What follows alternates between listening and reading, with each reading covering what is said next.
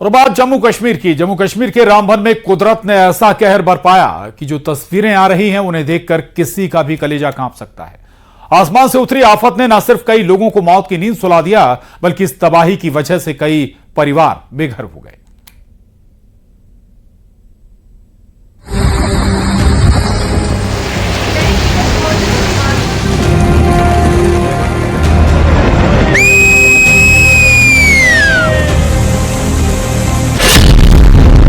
कुदरत के रौद्र की भयानक तस्वीरें।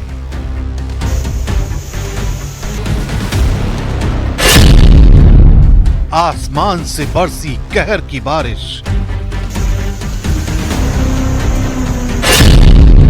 और फिर फट पड़ी जमीन। भयंकर भूस्खलन ने ली लिए सपने और जिंदगी।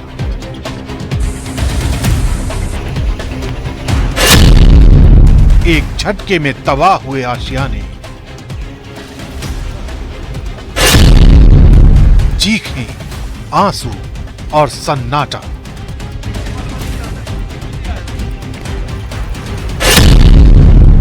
रामबन में कुदरत ने छोड़ी एक दर्दनाक कहानी।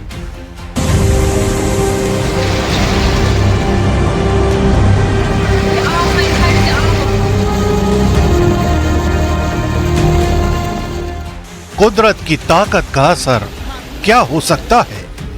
जम्मू कश्मीर के रामबन से आई ये तस्वीरें इसी बात की तस्दीक करती हैं। ट्रकों और गाड़ियों की कब्रगाह बन चुकी है। जिन घरों में लोग जिंदगी बसर कर रहे थे, वो आशियाने भी इस कहर में जमींदोज हो चुके हैं। न सड़कें बची हैं, न बस्तियां। आपदा ने यहाँ सब कुछ ले लिया है। मदद के लिए नहीं आया। पूरा 12 घंटे हो गए, फिर से रात हो गई है, अब फिर से बारिश हो रही है, बादल हो गया। हम डर रहे हैं, हम कहाँ जाएंगे। रात के 3 बजे ये बाढ़ आ गई, तो हम सोए हुए थे सब बिस्तरों में। तो जब यहाँ शोर हुआ तो सारे बाहर निकले, तो हम भागे। सारा कुछ जैसे था, माल मवेशी सब कुछ, खाली कपड़े लगे थे वो भी सब गिले हो गए। यहाँ एक ही रात में दर्जनों परिवार बेघर हो गए। वज्रपात, ओलावृष्टि और भयानक लैंडस्लाइड ने कुछ भी नहीं छोड़ा। अगर कुछ बचा है तो सिसकियां और मलबे में दबी उम्मीद। तब अंदाजा नहीं लगा सकते कि हम लोग नेशनल हाईवे पे चल रहे हैं, लेकिन कितना बड़ा पहाड़ियों से तूफान और क्या मंजर रहा होगा जो पूरे इलाके से। यहाँ से आप देखिए किस तरीके से यहाँ पर ये रेस्टोरेंट है पूरी तरह से डूब चुका है।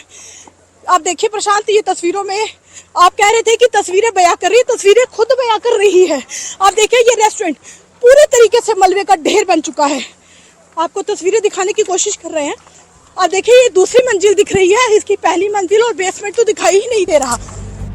धर्मकुंड गांव में कुदरत ने सबसे ज्यादा कहर बरपाया। 40 घरों ने आपदा का दंश झेला है। 10 आशियाने पूरी तरह तबाह हो चुके हैं। हालात बेहद गंभीर हैं। इसलिए शासन और प्रशासन लगातार हालात का मुआयना कर रहा है। तबाही के मंजर को अब सही करने के लिए पहुंचा है पीला पंजा। ये पीला पंजा अब जैसे जैसे यहाँ पर रास्ते को साफ कर रहा है। बता दें कि हम लोग सड़क पे हैं, मतलब अभी भी यहाँ से 10 फुट नीचे सड़क है, नेशनल हाईवे है, और उसके ऊपर मलबे का ढेर है। उसके ऊपर का भी जो मलबे का ढेर है वो ये जेसीबी हटाने का काम कर रही है। और ये अभी का नहीं कर रही है, बल्कि सुबह जितने बजे से ये बारिश यहाँ थमी थी तभी से यहाँ पर 2 से 3 जेसीबी लगी और इस मलबे को हटाने का काम जो है वो यहाँ पर शुरू हुआ। रेस्टोरेंट, दुकानें, घर, झुग्गियां, सड़कें, गलियां, यहाँ कुछ भी बाकी नहीं है। 19 तारीख की रात आसमान से उतरी आफत ने जिंदगी और मौत का फासला मिटा दिया। रात 1 बजे से अनहोनी की आशंका ने आकार लेना शुरू किया जब मूसलाधार बारिश शुरू हुई।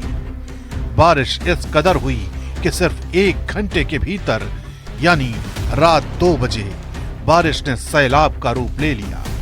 आलम यह हो गया कि सुबह 3:30 बजे तक रामबन का 14 किलोमीटर का इलाका सैलाब और लैंडस्लाइड में समा गया।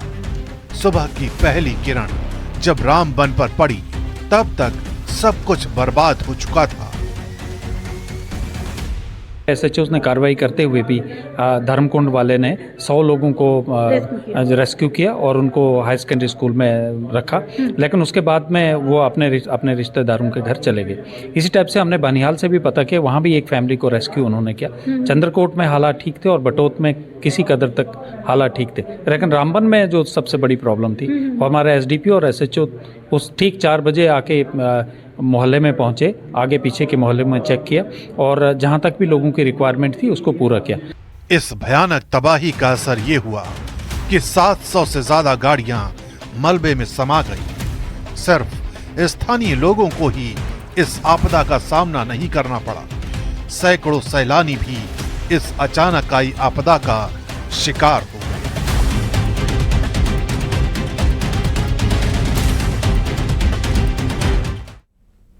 और यहां रुक रहे हैं, छोटे से ब्रेक के लिए, जल्द लौटेंगे।